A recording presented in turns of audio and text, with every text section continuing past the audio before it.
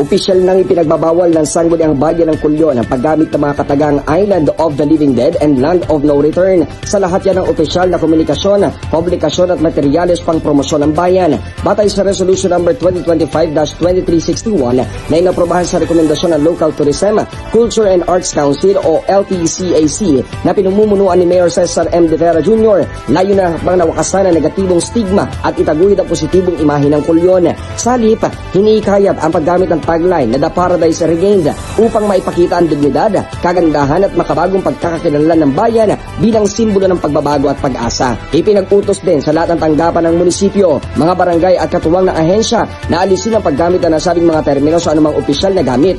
Pinapayagan lamang ang paggamit ng mga ito sa tamang konteksto gaya ng kasaysayan, pananaliksik, dokumentaryo at mga akdang pang-edukasyon.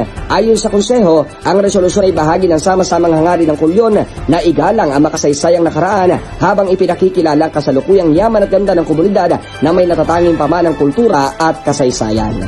Ako, si JB Wanich ng GMA Superario Palawan, dapat totoo.